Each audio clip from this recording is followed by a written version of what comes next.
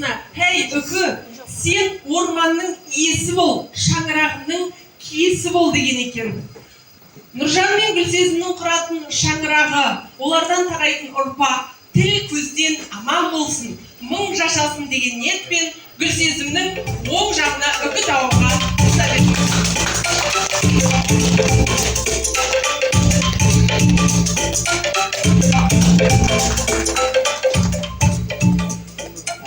Гүлсезім, қобалжып отқаныңды көріп тұрмын, келініміз алтындай деп сеніп тұрмын. Бүгін менің дәрежем бір сатыға жоғарылап, алдыңа сырға салуға келіп тұрмын.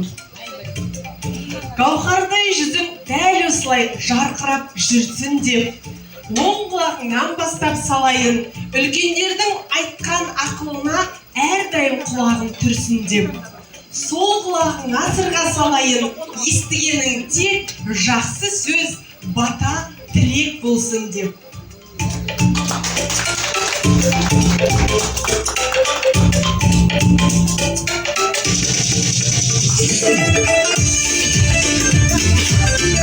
Үйтетінде бриллиантовый сырға әрдайым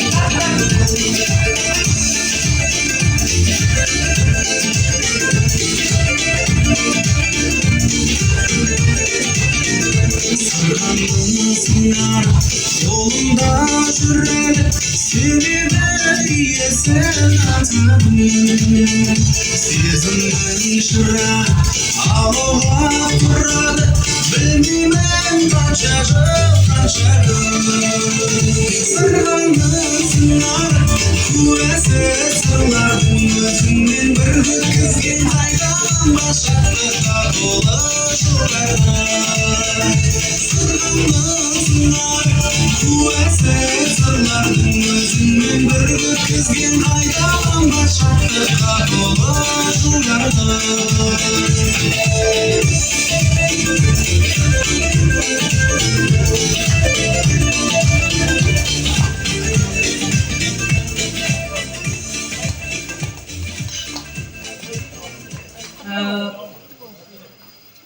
Гүлсезім, Нұржан, құратын шаңырақтарың мәңгілік болсын, әрдайым бірге болыңдар. Алтын құрсақты ана бол, бір қолмен әлемді, бір қолмен бесікті тербейтін үлкен әулет боп, өрбіп өніңдер.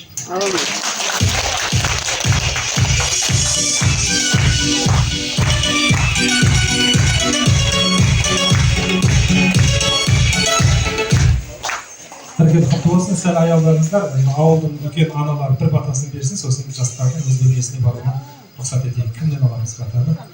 Ауылда. Кім?